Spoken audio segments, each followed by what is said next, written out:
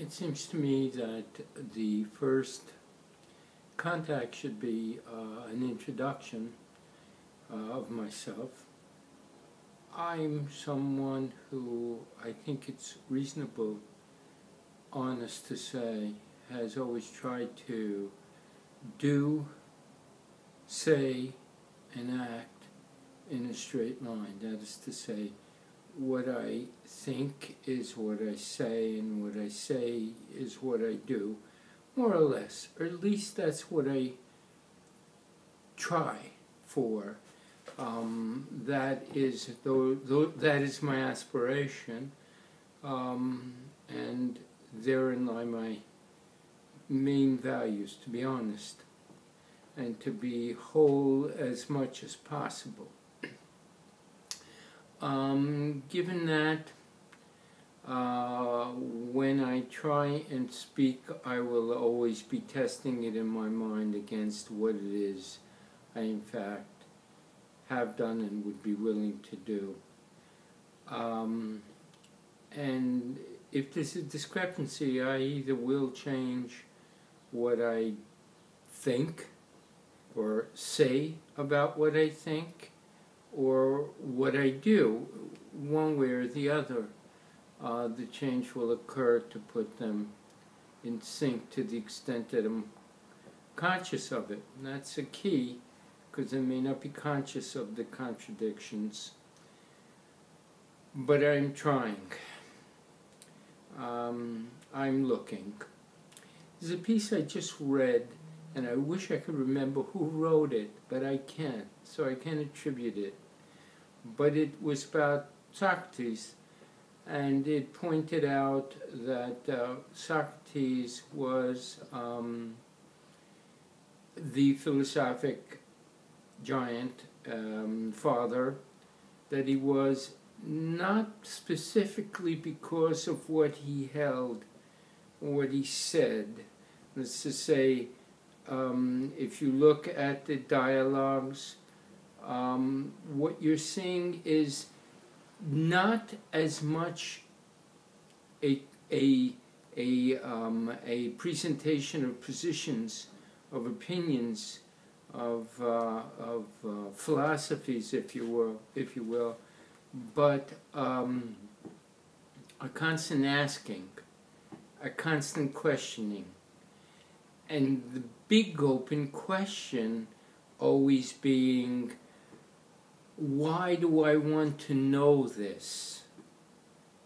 Not what do I want to know, not how many things I want to know about it, but why do I want to know this?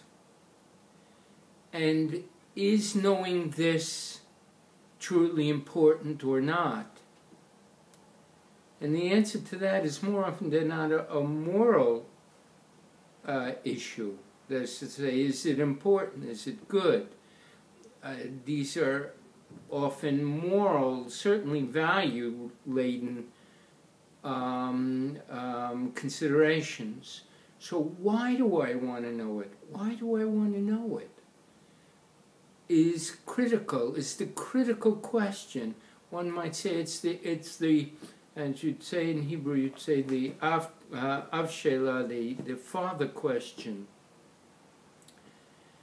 And that is why, of course, it's been said, surely not by me the first time, that's why they killed him, because he came to them and asked them questions about their most fundamental beliefs, questioning why do you hold this? And that's not tolerable for most people. But for him it was actually, honestly, true to who he was. I hold that up for myself. This business of asking why do I want to know it? Why do I want an answer to this question? What will it give me? And I think that's the reason why for most of my life I pursued philosophic questions. because the thing that I want to know most of all is how much can I know of what is true, capital T, with the mind that I have? How much can I know of it? And the knowing I know is highly conditioned, but with quotes around that no, how much can I know of it has been hugely important to me. And the answer why is for me a mystery that I accept, but the truth of the matter is, and I think I'm contradicting myself perhaps, I can't explicate.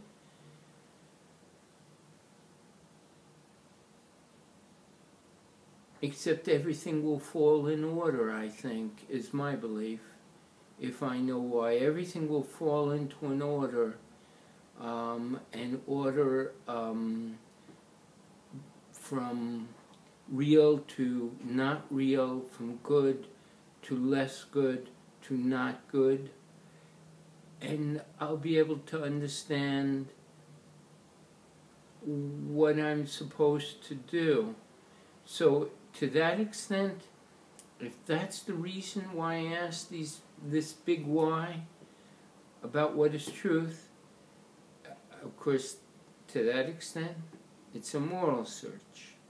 I've gone on way past where I wanted to, how far I wanted to go on in this first speech, and I hope it's coherent.